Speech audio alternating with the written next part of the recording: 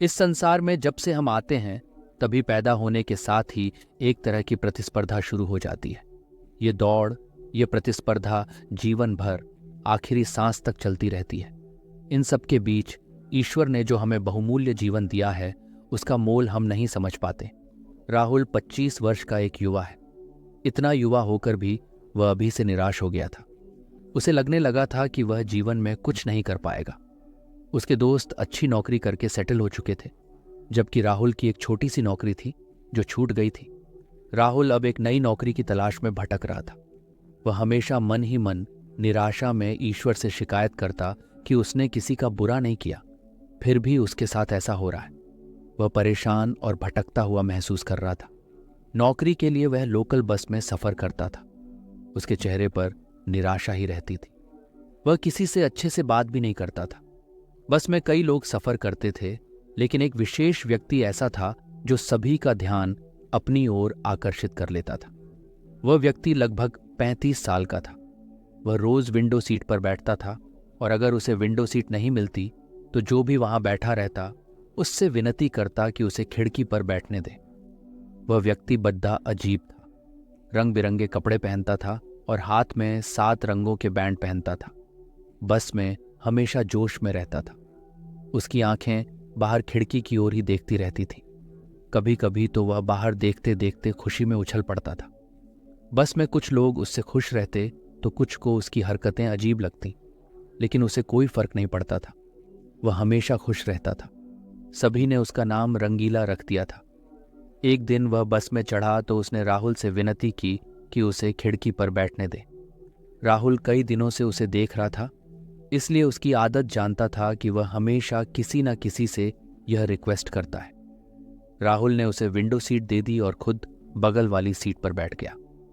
रंगीले की ऊर्जा से राहुल प्रभावित हुआ और उसे हंसते देख राहुल के चेहरे पर भी मुस्कान आ गई। रंगीले की अजीब हरकतें और अपने आप में ही कुछ बोलते रहना राहुल को अच्छा लगा। उसके इस तरह के स्वभाव के कारण राहुल का उससे बात करने का मन हुआ। राहुल ने उससे पूछ लिया, तुम क्या करते हो? वो बोला, अभी मैं कुछ नहीं करता। राहुल को थोड़ा अजीब लगा और उसने कहा, क्या मतलब कुछ नहीं करते? कोई काम नहीं करते? वो बोला, नहीं, अभी मैं काम नहीं कर रहा हूं। राहुल ने सोचा कि शायद वह अमीर घराने से होगा। वो बोला, तो फिर तुम अमीर घराने से होंगे? रंगीला हंसते हुए बोला, अरे नहीं भाई, हमारे पास कोई दौलत नहीं है। जो भी था वह भी सब चला गया।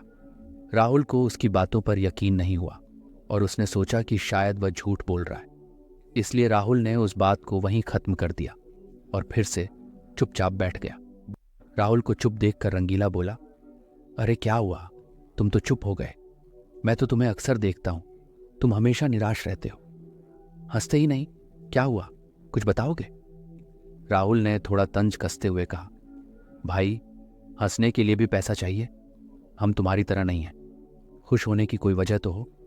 हमारी किस्मत में यही लिखा है। हमारा साथ तो भगवान भी नहीं देता। रंगीला हंसते हुए बोला, अच्छा, ऐसी बात है तो तुम मेरे आज से पक्के दोस्त। मैं तुम्हें अभी 2 करोड़ रुपए दूंगा।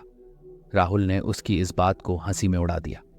वह फिर बोला, सच में दूंगा, लेकिन मेरी एक शर्त है। 2 करोड़ के बदले क्या तुम मुझे अपनी आंखें दोगे? राहुल को यह सुनकर बड़ा बुरा लगा और उसने कहा, क्या बकवास करते हो, पागल हो क्या? रंगीला फिर बोला, अच्छा चलो 5 करोड़। अब दोगे? राहुल ने कहा, अगर तुमने बकवास की तो मैं यहां से चला जाऊंगा। रंगीला हंसकर बोला, अरे भाई, बुरा मत मानो। समझो, तुम 5 करोड़ तो क्या, कितने भी पैसों में अपनी आंखें किसी को नहीं दोगे। मतलब तुम्हारी आंखों का कोई मोल नहीं है, यह अनमोल है। और ईश्वर ने तुम्हें यह मुफ्त में दी है। न सिर्फ आंखें, बल्कि तुम्हारे पास जो कुछ भी है वह अनमोल है। तो बताओ, तुम गरीब कैसे हुए? राहुल अब रंगीले की बात को सुनने लगा। रंगीला बोला, सोचो, अगर तुम्हारी आंखें नहीं होती और तुम कुछ देख नहीं सकते तो क्या करते? राहुल बोला, मैं किसी भी तरह से अपनी आंखें मांगता। रंगीला बोला, ईश्वर ने तुम्हें सब कुछ दिया है, उसका धन्यवाद करो। मैं भी तुम्हारी तरह ही सोचता था। फिर आज से 7 साल पहले एक बीमारी की वजह से मेरी आंखें नहीं रहीं। तब मुझे एहसास हुआ कि मेरे पास कितनी अनमोल चीज थी जिसकी मैंने कद्र नहीं की। कई सालों बाद ऑपरेशन से मुझे अब आंखें मिली और मैं सिर्फ यही मांगता था कि मुझे मेरी आंखें मिल जाएं। अब जब मैं देख सकता हूं तो मुझे लगता है कि मुझे कुछ भी नहीं चाहिए। ईश्वर की बनाई यह दुनिया मैं फिर से देख सकता हूं, सारे रंगों में। मेरे घर वालों ने जो कुछ भी किया सिर्फ इसलिए किया। अब मैं बस यही मानता हूं कि मेरी जिंदगी में सब कुछ है और मुझे ईश्वर का आभार मानना चाहिए। उसकी बातें राहुल के दिल तक पहुंच गईं। उसी क्षण राहुल की निराशा खत्म हो गई। एक क्षण ही उसे जगाने के लिए काफी था। अब वह सिर्फ ईश्वर का धन्यवाद देने लगा और जीवन को एक नए नजरिए से देखने लगा, बिना किसी शिकवे के सिर्फ अपने कर्म पर ध्यान देने लगा। इस कहानी का संदेश यही है कि हम अक्सर अपनी जिंदगी की अनमोल चीजों की कद्र नहीं कर पाते। निराशा और असफलताओं के बीच हम भूल जाते हैं कि ईश्वर ने हमें बहुमूल्य उपहार दिए हैं, जैसे हमारी आंखें, हमारा शरीर और यह खूबसूरत दुनिया। दोस्तों, जिंदगी में किसी भी मुश्किल घड़ी में हमें याद रखना चाहिए कि जो हमारे पास है वह किसी वरदान से कम नहीं है। हर एक दिन एक नया मौका है, इसे जिएं, इसे संजोएं। अगर आपको यह कहानी पसंद आई हो तो कृपया हमारे चैनल को सब्सक्राइब करें और बेल आइकन दबाएं ताकि आप हर नई कहानी से जुड़े रहें। अपने विचार हमें कमेंट्स में ज़रूर बताएं। अगली कहानी में मिलते हैं, तब तक मुस्कुराते रहिए और इस खूबसूरत जिंदगी का मोल समझिए।